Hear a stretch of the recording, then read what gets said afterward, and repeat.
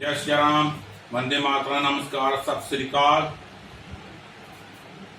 आज आपसे जो विषय मैं डिस्कस करने जा रहा हूं, डॉक्टर एन.के. चलोत्रा आपके समक्ष फिर एक विषय जो राष्ट्र की सुरक्षा को लेकर के है, उस विषय पर मैं चर्चा करूंगा आपसे। मेरे देश के वासियों, हम प्रतिदिन न्यूज़पेपर पढ़ते हैं, अखबार पढ़ते हैं, उनमें भांत की खबरें आती हैं, समाचार आते हैं।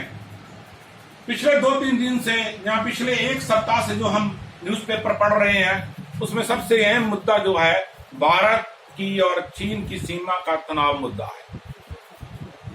मुझे एक बात अखबार में पढ़ करके बड़ी हैरत अंगेज महसूस हुई है कि माननीय प्रधानमंत्री मनमोहन सिंह जी के समय पर चीन भारत की सीमा के अंदर घुस आया और उसने भारत के कुछ क्षेत्र पर कब्जा कर लिया। कितनी लज्जाजनक बात है। ये बात कह रहे हैं माननीय भारतीय जनता पार्टी के राष्ट्रीय अध्यक्ष नड्डा जी और माननीय प्रधानमंत्री मनमोहन सिंह जो पूर्व प्रधानमंत्री थे भारत के, वो कह रहे हैं माननीय प्रधानमंत्री नरेंद्र मोदी जी को कि चीन के भारत में घुसने के विषय पे आप लिबरल हो और आप तथ्यों को छुपा रहे। देखिए, इतने बड़े स्तर के लोग एक दूसरे पे आरोप प्रतिरोप लगा रहे हैं, लेकिन ये समाधान नहीं कर रहे कि अगर चीन इस प्रकार थोड़ा बढ़ते आगे बढ़ता आ रहा है भारत की सीमाओं में, और हमारी सेनाएं सरकार के देश पे पीछे हटती जा रही हैं, तो कितना उसको बियर करेंगे हम। आज भाजपा के सांसद, पूर्व सांसद जो थे अरुणाचल से, उन्होंने बहुत बड़ी आज के पंजाब केसरी न्यूज़पेपर में एक स्टेटमेंट दी है कि अरुणाचल में 50 से 60 किलोमीटर तक जो चीन है वो भारत में आ गया है। वहां पर उसने हेलीपैड बना लिए हैं, वहां पर उन्होंने नदियों पे बांध बना लिए हैं। अगर ऐसा सत्य है तो माननीय मोदी जी, आपका 56 इंच सीना और आपकी बहादुरी के जो किस्से हैं उनका कोई मायना नहीं है, क्योंकि किसी भी शत्रु को जब आप प्रोत्साहित करोगे, उनके डर से, भय से आप पीछे पीछे भागोगे, तो वो अपना दुस्साहस करता हुआ आपकी ओर बढ़ता आएगा। मुझे ये समझ नहीं आ रही, भारत के हुक्मरान, भारत के सत्तासीन नेता, भारत के प्रधानमंत्री, राष्ट्रपति, भारत के डिफेंस मिनिस्टर और अन्य मंत्री अपोजिशन चीन से डरते किस लिए हो? किस बात का डर है चीन से? हमें क्या है चीन? क्या उसकी इकोनॉमी है? दूसरों देशों पे निर्भर है वो देश, अपनी जमीन उसकी बंजर है। कितनी बड़ी वीरता की गाथें चीन ने लिखी हैं जो विश्व जानता है। ये तो एक विश्वासघाती है, सदैव विश्वासघात करता है दूसरे लोगों के साथ। कभी इसने सामने डट करके ललकार के कोई जंग नहीं की, कोई लड़ाई नहीं की है। तो भारत को किस बात का डर है?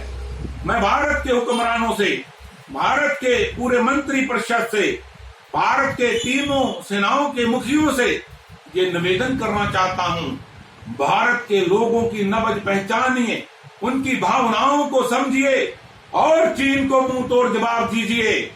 चीन कोई हमारे लिए बहुत बड़ा हुआ नहीं, होगी शक्ति हमसे थोड़ी ज्यादा उसकी, तो हम भी उससे कम नहीं है। टेक्नोलॉजी में अगर हम 135 करोड़ हैं पॉपुलेशन में, तो वो 160 करोड़ है। कितना बड़ा फर्क है।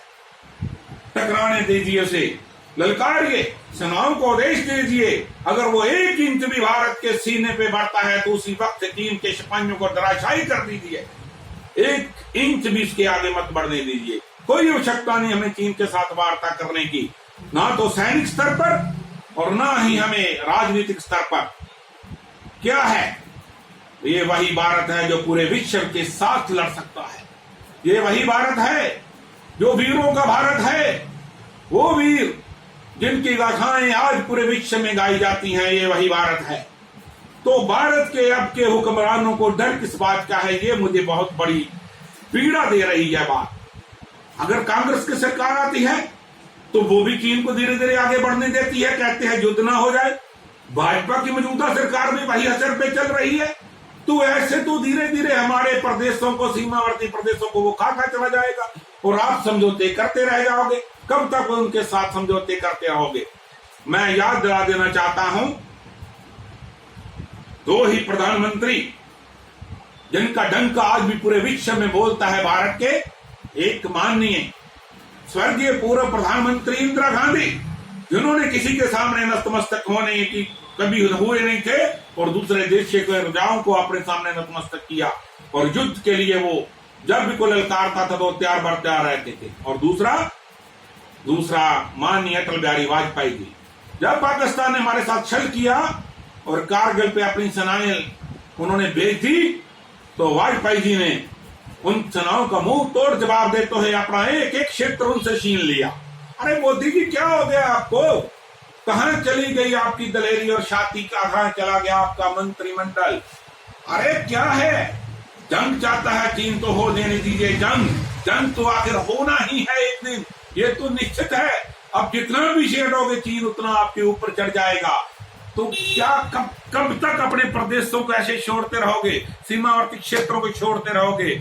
उनको ललकार के कहिए कि हम तैयार हैं, और पूरे भारतवासियों को युद्ध के लिए तैयार कीजिए, ये संदेश दीजिए, और अपने जितने भी आपके कार्यकर्ता हैं, जितने भी आपके लोग हैं, उनसे ये संदेश दवाइए, जनता तैयार हो जाए जंग के लिए, चीन के साथ भी और पाकिस्तान के साथ भी। अगर इस बात पर हमें देश की अपनी रक्षा के लिए पूरे विश्व के साथ टकराना पड़े तो भी हम तैयार हैं। इसलिए आपसे यही निवेदन है, कृपया ये जो जंग है इसको होने दीजिए, एक बार चीन को इसका स्वाद चख लेने दीजिए कि उसका क्या बाद में मिलता है इस जंग में उसको। इन्हीं बातों से बहुत बहुत धन्यवाद। जय सिया राम, वंदे मातरम, भारत माता की जय।